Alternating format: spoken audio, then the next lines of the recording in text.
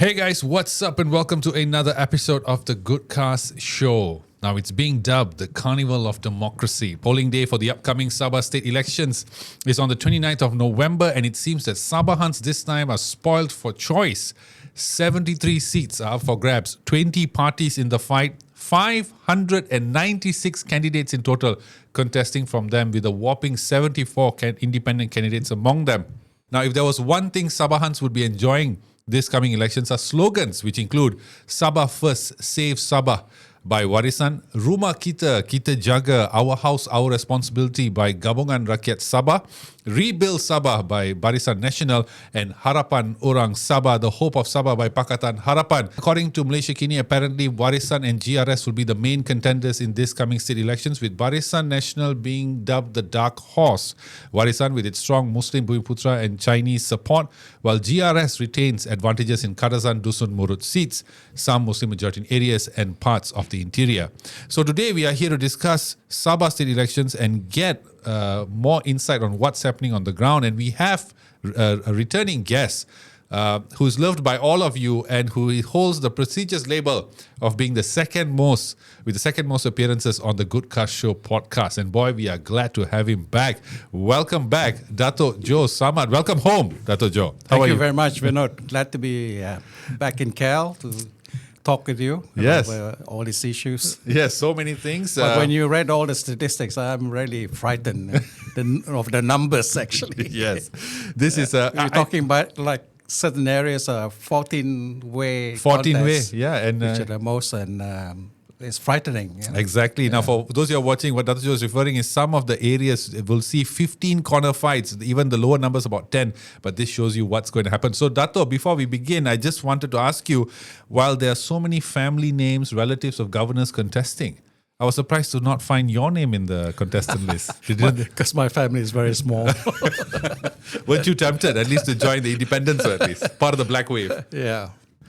Now, opposition leader Dato Sri Hamzah Zainuddin has said that the unusual high number of multi-cornered contests in this coming state elections shows a growing sense of frustration among voters. Do you agree with him? Well, partly. But I think I've been questioning this number of seats with a lot of people and trying to get some opinion. You know, why Sabah especially has this number of contestants, say 14 per seats, 73 seats as you mentioned, up for grabs. And we have 596 candidates yeah. And 73 independents and about 73 women also. So women not really featured in this contest. It's a pity because I expected at least 30% of the candidates to be women. It's a pity, real pity. But anyway... But that's one of the criticisms of these elections, right? Some Bersatu politician has recently said that Sabah elections oftentimes feature recycled candidates. Well, that's true. And why can't they feature more fresh faces? Well, there's some opinion volunteered by the elder politicians saying that they need a mix of the experienced candidate as well as the young faces. But I disagree with him because I think... the politicians, the recycled ones, are the ones that should have retired long time ago. And the problem with Sabah, like any other organization that are short-sighted, is that they don't train the second liners or third liners. Okay, so this happens in many of the GLCs and organizations all that tend to appoint political nominees and so on. So there have never been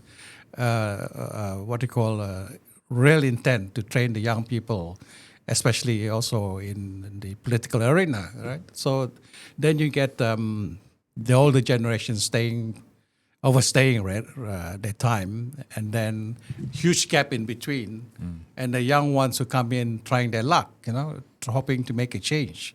But then some people have said these young people are just there, to sell votes, right? I mean, it has happened before. Say if you can get 300 votes, you can sell that to the winning party, something like that. You know, so I mean, those are some of the realities and talk on the ground. You know. 15 corner fights. I mean, what does this tell you about Sabahan politics?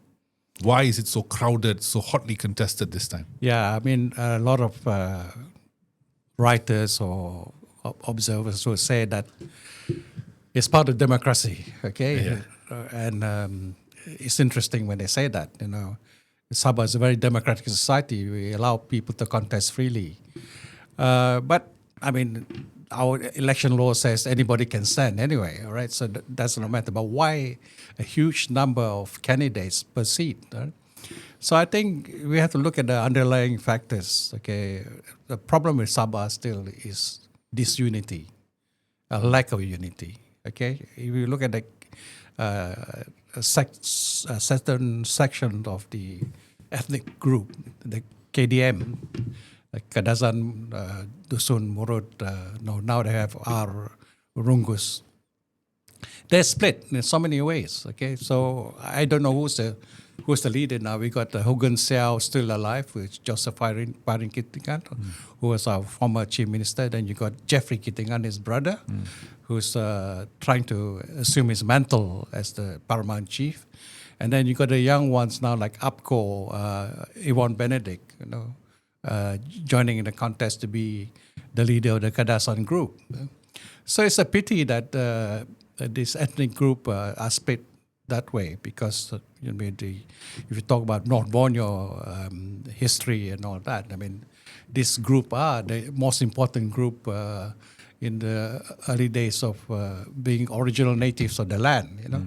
But now they're split so many ways, and that gives the opportunity for KL parties to come in. Even now, Sarawak parties are coming into contest in Sabah for the first time. You know, I could be wrong, but I think it's for the first time.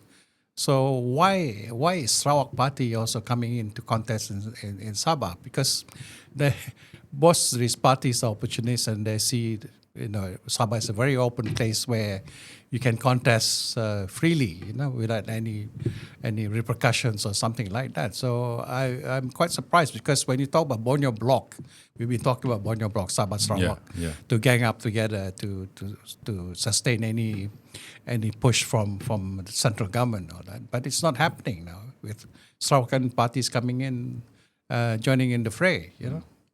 Why do you think it is such a hotly contested and so much effort is being put into these elections? Because we see that even our Prime Minister has gone down to the streets to campaign. We see opposition leader also there and all that. What's the prize? What's the pot of gold at the end of the rainbow here? Well, I think for the federal government and the parties concerned from Peninsular Malaysia, talking about BN, PN, PH and all that. PH and so on, they basically want to retain Malay majority control over Malaysia, right? These are Malay-based parties, okay? So their policy is always to divide and rule. I have to be frank with this. I mean, I'm not ashamed to talk about it.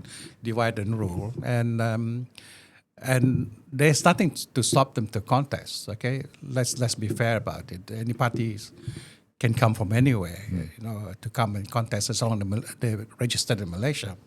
But I think I would not discount the possibility of another outcome where the local party and the KL-based parties team up together again to form the government. You know, but coalition government is quite common in Malaysia. So whether it's the KL party or components of state parties or with Sarawak and all that, it's common to form a government. On the ground, based on your experience, are slogans like Sabah for Sabahans and all that, basically Sabah for just Sabahans, is it something that really carries any weight among voters in Sabah? Personally, I don't think so. You know, I mean, these slogans. You know, but is that the ground sentiment? Do they want? It's the ground sentiment, but you know, slogans are slogans. You know, slogans are empty if you don't action it. Okay, I mean, I can shout from the top of the mountain, Sabah was Sabahan, but so what? So what's the next plan? So we have to talk about issues. Okay, one of them is the 40% sharing of revenue, which is in the newspaper every day, and the back burner now is the 35% parliamentary seat allocation, which is quite hot a few months ago. Right now, if we talk about this election, people like to brand election as the mother of all elections or some specific topics that say this election is all about that. I don't think so. This election is a big disappointment to me because there's no really real issues that we can talk about, except maybe now we can talk about the 40% sharing of revenue, which the federal government said they're not appealing. But if you look in the real detail, they're actually appealing. They're selling, they're appealing one particular part, But to me, an appeal is appeal. I think a lot of legal minds would agree that appeal is an appeal. You don't appeal certain part of it because it's part and parcel of the whole appeal.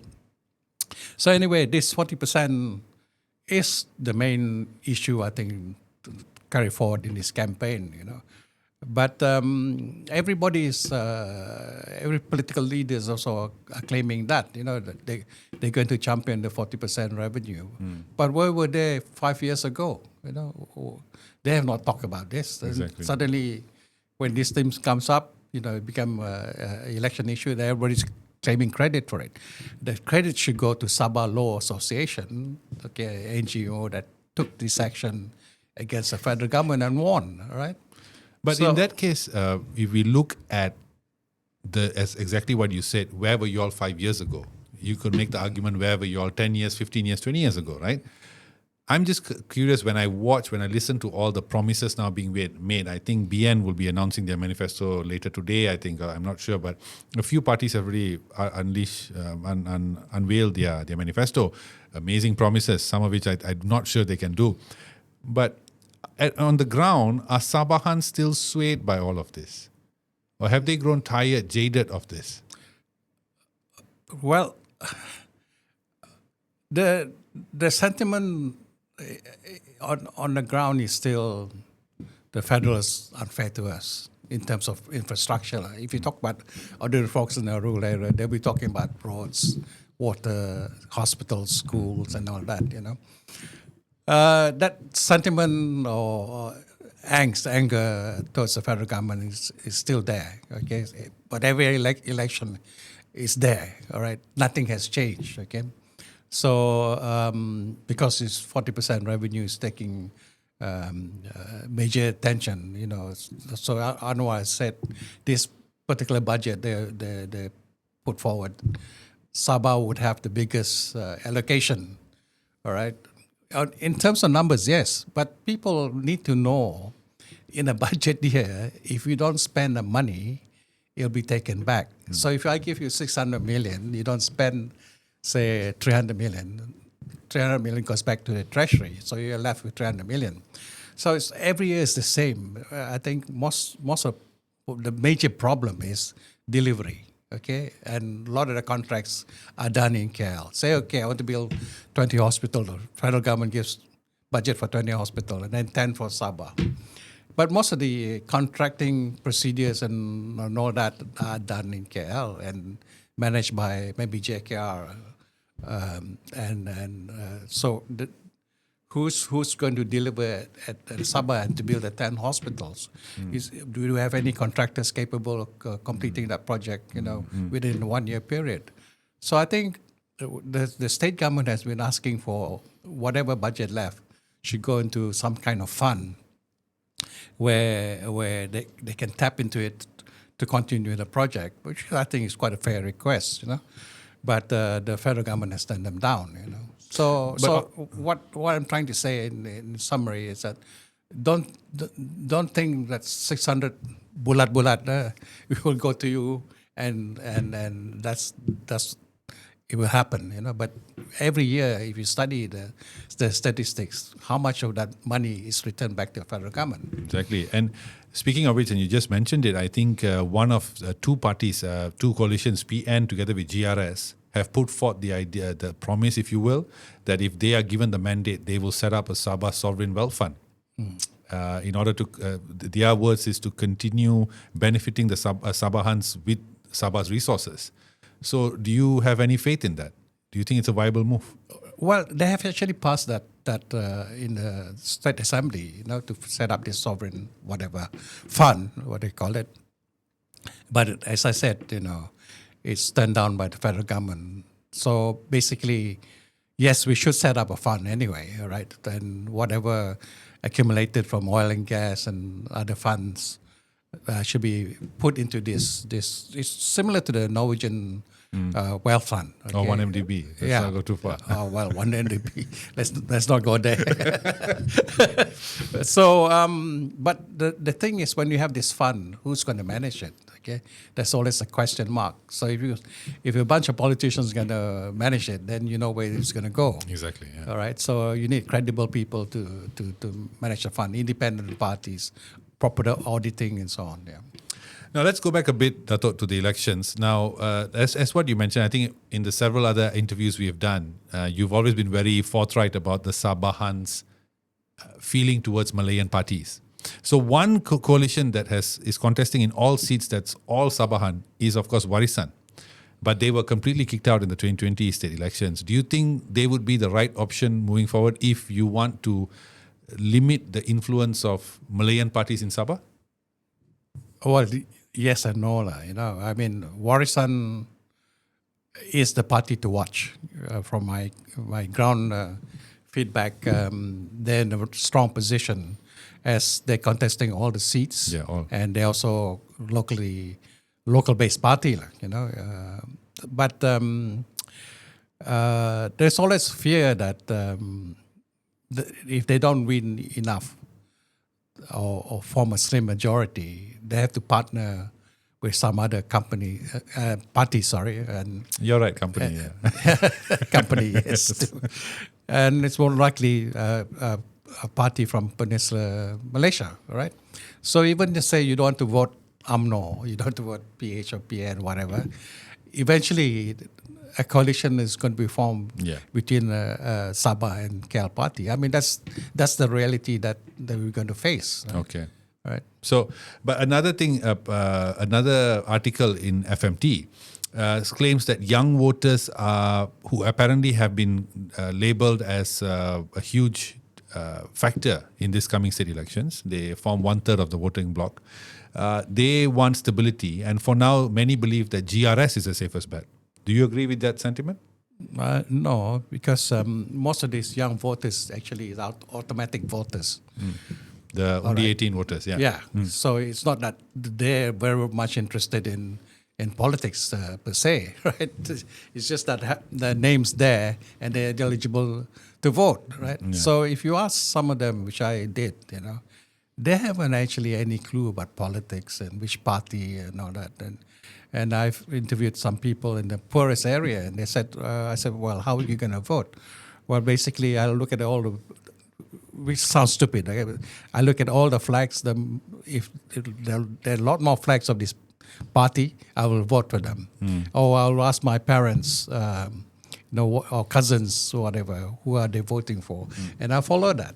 So basically, it may sound a laughable, humorous answer. I think it's the same here as well. I think Malaya, but we have that. Basically, we're not teaching people about their rights, their rights to vote, and how to vote, not which party to vote, right? Your democratic rights, how to change the government that you don't like, how to petition for the issues that you're fighting for. And all that. We don't teach this in class. I think we spend more time with religious lessons than democratic rights and so on. And that's what we end up with, the same people being voted in, year out, What is your opinion of, and I know I jokingly said in the intro, but of course people are calling these state elections the most familial state elections in Sabah's history. A lot of family names have joined in, either as independents or part of political parties and all that. Is this a sign that perhaps the ruling elite has sort of lost touch with the ground reality, that they are so flagrantly treating these elections that they would just put their family members in and just see how it goes? And I know there's a lot of criticism and messages going around about family dynasties and so on. But when you look at it seriously, why is this happening? It's because the young people are not entering politics. Okay, The Sabah youth lah. well, generally everywhere. They shun politics because they think it's dirty, corrupt, and so on.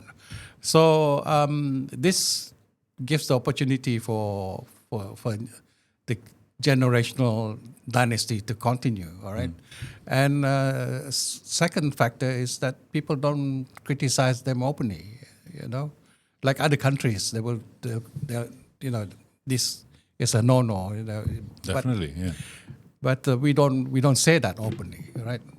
But it's there, and unless the young people contest, more people contest, which is happening now. Maybe it'll break the dynastic trend. But when you see things like this, do you as a person, does it inspire any hope, or does it just make you even more jaded about the future potential of Sabah, whether the problems that currently are in Sabah will be solved if family members are entering the fold? Well, it all depends who's standing. Okay, if they're good, then I think if they deliver, then there's no issue. But if they're just riding on the coattails of whoever, then it's not good for Sabah. Of course, GRS has been said to have a stronger appeal among youths and all that. So because sorry guys, just now I made a mistake. I said that it was WARISAN coalition is fielding new faces. It's actually GRS that is fielding new faces.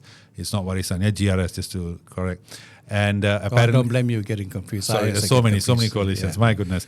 Who are the voting blocks do you think in these state elections will be the key ones to focus on, the ones who will drive the results? I would look out for the Kadazan-Dusun parties, okay? Because I think the youth movement is very strong, okay, and they're very vocal. Okay. All right. The other groups are not so vocal as I think the KDM group, Okay. So I'd be watchful for them in certain places like Moyok, for example, Penampang, where there's about 13-way contest. That's Kadazan-Dusun area. And all the Kadazan parties are competing against each other, right? And most of the people there are young people, right? Iwan Benedict is a young person also. What did you think of him leaving PH? I think it's wrong timing. If he want to do it, he should have done it earlier, not before the election.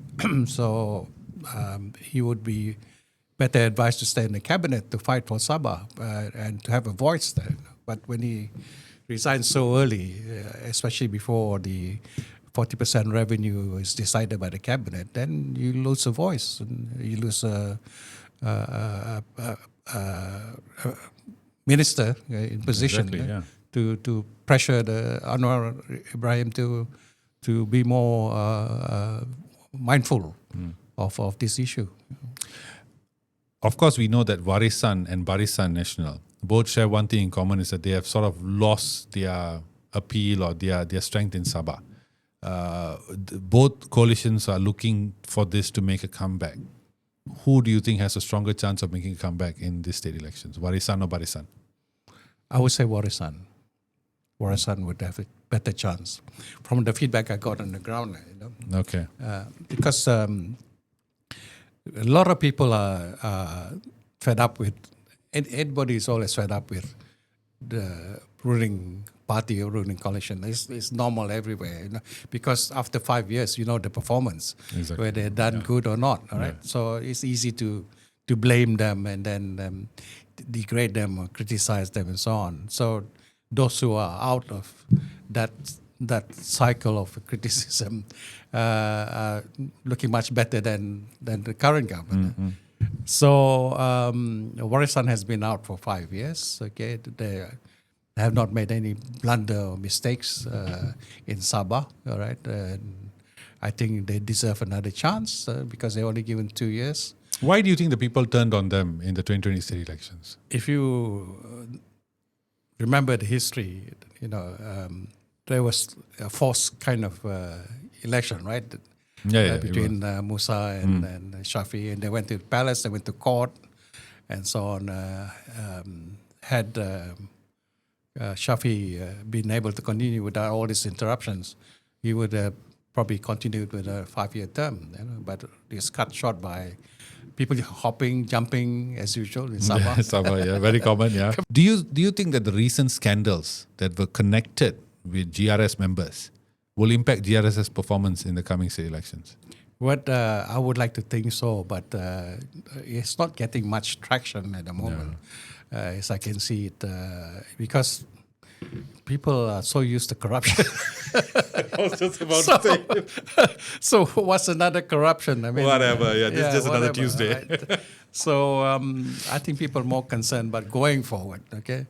What's going to happen? Yeah. Whether all these people mentioned will be brought to book, for example, right? Exposing them is nothing, I mean. In fact, nothing in the sense that they'll be arrested immediately now. Even that guy, I forget his name, the guy who's making the rounds, Albert, right? Even when he's making the rounds, I'm like, but still, there doesn't seem to be enough traction or pull mileage to what he's doing, because I guess, like what you said, it's sort of, people are used to it, like they're more desensitized to it. The question we should ask also, why all these things suddenly appear just before the state election? The timing is very good. Suspicious. Yes. Of course, we have discussed this at length about how Malayan parties and the role they play in Sabah elections. We've seen before how PH's non-Malay support actually helped WARISAN before, for them to garner more votes for WARISAN. And then we know from my previous interviews and discussions with people as well, we know that PAS's on-ground network has also helped BN with several seats in the past elections. But this coming elections, those collaborations, I guess, won't be happening because PAS is with BN and PH is with GRS and all that. So what is the role you think that Malayan parties will play in this coming elections? Or will it be that they share the limelight, or will it be more focused on Sabahan parties? Well, I think they realize now that the sentiment is against Malayan-based parties, okay, and the Sabahans generally want to shut them out, and that's the reason for this slogan "Sabah for Sabahans" and so on. But in reality, I think because the election system is so open, that any party, as I said, even from Sarawak, can come to Sabah and contest. There's nothing to stop them. You can't condemn them because there's no law to say that they cannot enter. The only thing you can say is that, hey, leave the business of Sabah to Sabah parties. You take care of your own Peninsula Malaysia, right? Don't interfere with us. Yeah. But that has been a trend all these years with Sabah, where KL parties have come in and contested and even governed Sabah. UMNO, for example, right? As you mentioned just now, the votes from the Kadazan, Dusun-Murut and Rungus, the KDMR communities, right, which are the communities that are the hills, coast and hinterland, have been said also that will play a crucial part in this. I'm just curious, because I'm not very well versed with the KDMR communities, what is the sentiment that will best sway their vote? The underlying factor is always the contest of leadership. Okay, people have to understand they have a unique system of leadership, like who can say, whether he's still in a good shape or whether he's still thinking about politics or doesn't. By giving him that title as a paramount leader, there's element of respect, sultans or whatever. Okay, so he wields a lot of ethnic power, soft power, not hard power, right? So I've been trying to observe who will take up his position eventually, right? So now I think even Benedict seems to be pushing for that to be to recognized. So basically he's in tussle with Jeffrey Kitingan, right? Who's parents' younger brother, right? And Jeffrey was in the cabinet. He was deputy chief minister and all that. And before the election, you must remember he pulled out of GRS, okay, where he's the deputy chief minister. And he won't pull out of the cabinet during the election. So I'm not so sure what's all this game going on, all right? But definitely there is this the challenge to stamp your print there Yeah. and say, hey, I'm the new KDM leader, right? And I should lead my own people. But that's not happening because they're split in so many different faction parties and so on.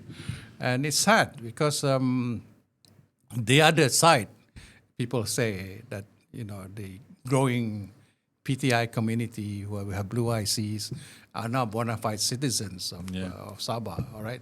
And they have voting power, all right? And because of that, there may be some imbalance in terms of eventually who run the state. You said just now very early on that the Sabah community is fragmented. That is why you're having such chaotic, 20 parties and all these numbers, right? What has caused that fragmentation? I think it's self-interest at the end of the day, I mean, what else I can say? Everybody wants to become the chief minister or YB or whatever, and what reasons can we talk about? We want to talk about Malaysia agreement, all right? We've been talking about that, the last 30 years, 40 years, all right? And where are we going with it? I always say the two things that matters most, okay? One's the autonomy, second, financial independence. We still don't have it after 62 years of Malaysia. These two things I mentioned, are crucial for the well-being of the state. Okay, so we don't have the autonomy to decide how to manage the state, and we don't have the money to decide on to give which projects. I think in a few interviews ago we discussed this in briefly, but about the black wave, and I'm bringing this back because of what you just said, self-interest. It seems like one of the theories why there's so many independences because eventually they would want to form a sort of coalition among themselves to sort of sell their support to the to partner with whichever coalition. In all of this, when you see all of them, could self-interest be the reason why there's just so many corner fights? Everyone's trying to get a piece of the pie. And at the end, it's the people who will still lose out, right? I mean, it's nothing, this is nothing more than theater at the end of the day. Well, it is, Jet. I mean, okay, one hand you say Sabah for Sabahans, okay? And on the other side, 596 parties contesting. Candidates, yeah. Candidates, right? Yeah. So where is the Sabahan for Sabahan? Or is it Sabahan for themselves? I mean, you should question that honestly, right? But on that note, right, a total of 1,140 permits for talks and campaigning for these upcoming state elections have been issued as of Tuesday, November 18th. This was said by Dato Joe Samad. Do you think Sabahans have not grown the wiser from the past elections? Do you think votes are still swayed? Sabahans can still be swayed by speeches or, what? Do they still buy it, this whole thing? It's very difficult for me to answer. Do you still buy it? No, because I have my own mind. I analyze, I think, and I decide, right? Rather than following blindly what people say. I mean, you say in the corner that, there's a ghost. I mean, I will go out there and investigate and not accept, fully that there is such thing as a ghost around the corner, right? But a lot of people don't do that, right? They just follow whatever people say, especially in the rural areas. This is what I'm worried about. Everybody agree that the vote balance is in the rural areas, okay? And it's not the urban areas that will decide the government. It's those people out there. Yeah. So how do we counteract that? And so it all depends on each political party machinery, how good they are. And BN has always been good, UMNO especially, in gathering these people. Because Sabah is a different ball game altogether. I mean, you can have a village out there, with no transport to get to the polling booth and all that. And then who will provide transport, petrol, and so on to get this pickup to pick, say, 50 voters and bring them to town to the polling booth and all that. So it's a different ball game together. Sometimes people would agree that not sometimes people agree that All the time. a lot of money politics involved, and that's why I said to somebody the other day, the night before the polling day is important. That's Because? when the money comes. You're bombed with money, all right? Just extend your arm and it comes. Like magic. So speaking of words, right, there have been many interesting promises made by the parties. So just a few. This is, of course, I think today there'll be more, but this is before today. Parti Impian Sabah PIS has released a 14-point manifesto themed ensuring all the resources in Sabah are enjoyed by its people of all layers. Gabungan Rakyat Sabah, the incumbent coalition, has released a state election manifesto with 4 pillars, 16 strategies. Some of the examples are limiting chief minister's term to 2 terms, raising Sabah state reserve to at least 10 billion ringgit by 2030. Parti Kebangsaan Sabah, PKS, this is the most craziest of all, has launched a 21-point party manifesto with ambitious items such as special RM1 fuel price for petrol and diesel and free education for from kindergarten to university levels.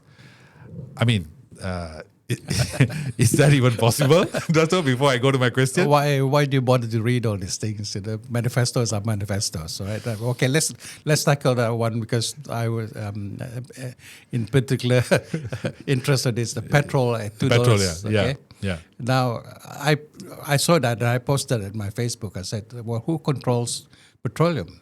I mean, obviously it's Petronas. Yeah. And the federal government that sets the price, right? Yeah. It's not you that you can go out there and say, oh, I want it at $2, right?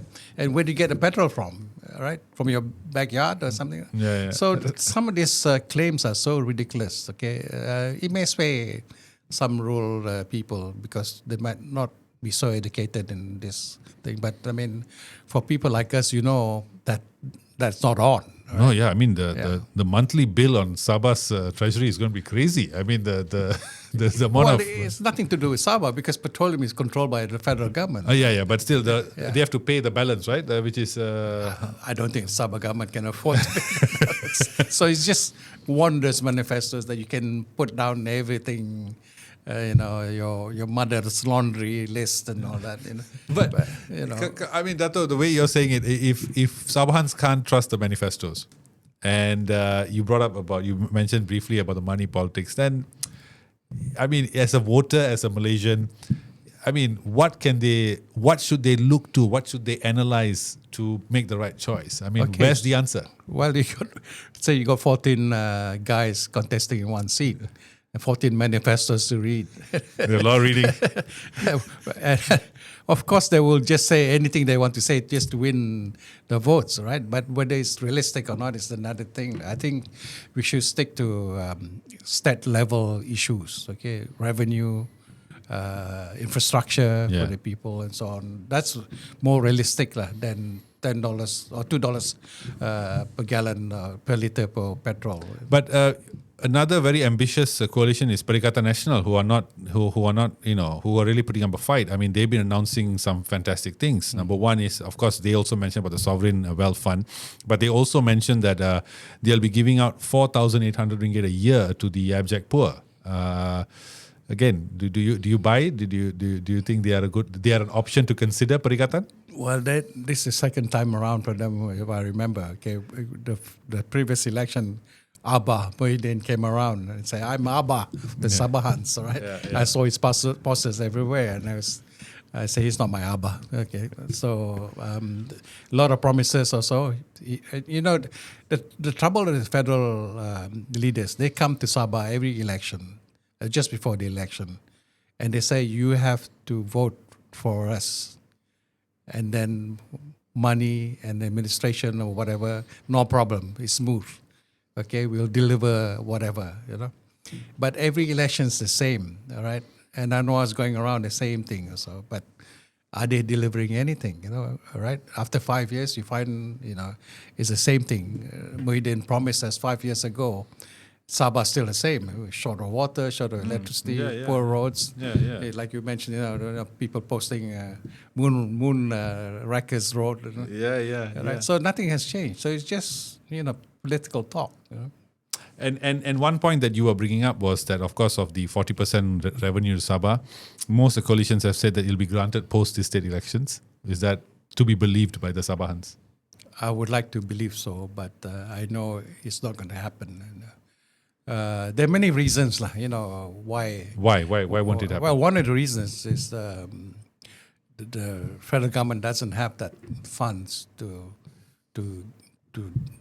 give us what's owed to us. Even by installments, it runs in It's billions. a lot, yeah. All right. It's a So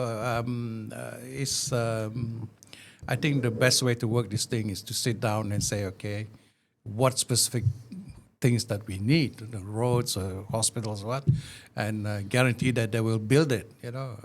More specific projects rather than just a global thing. Oh, give me 40% and I'll make Sabah a better state and all that. Make it an advanced state, which is not going to happen overnight. Yeah, that's going to take some time. Yeah. Yeah. So I ask you to look into your crystal ball now, Dato. Which will be the coalition that will win the coming elections? Who do you think? Who's your money on? Yeah. I mean, sorry, I shouldn't say that. It's illegal to gamble. But who would you choose? I don't publicly declare which party. I'm not Part of anybody. No, I think it's very personal. Okay. Like as a voter, everybody has. Okay, then let me reword it then. Who do you think has the best chance? And don't pick one, pick a few. I mean, the feedback I got on the ground, as a writer, an author, right? Not as a politician. WARISAN is in a strong position, right? Yeah. But other people say, okay, the challenges is trying to convince the rural folks that the WARISAN is the right party, Why is it difficult to convince them? I think money politics is still very important in Sabah. I mean, we can deny that as long as we want, but money politics is there, and you talk to the rural people, say right now. I said, why don't you complain to your YB, the roads, you got no water. Hey, we've been complaining every year in, year out. Nothing has happened. So what party will make any difference? Just bring me the beer and the barbecue things and all that. Let's enjoy it together and all that. And just vote blindly. So it's pathetic. I mean, and people become immune to all these campaign talks and all that. But no delivery, and they stop questioning. They stop, it's bad because they should be fighting for their rights, and push it, make the YB honest, but I think 50% of the YBs that are coming back are the ones who've been YBs before, right? Yeah. And have not made any major changes. Okay. So thank you so much, Dato Joe, for coming on the podcast. Thank you very much. Thanks. I really enjoyed that. Maybe I'll let you have the last say in this topic, Sabah elections. What do you want to close this with? It's always difficult to go on a podcast and express everything smoothly But you do it all the time. The people love you. They love you. Every time you come on, they really love you. Election is most difficult to express. I can talk about other topics more smoothly. But I'm in it, in the election. I'm a voter, right? So I have to be careful about what I say because my vote is private. It is. Exactly. It is. But let me say this.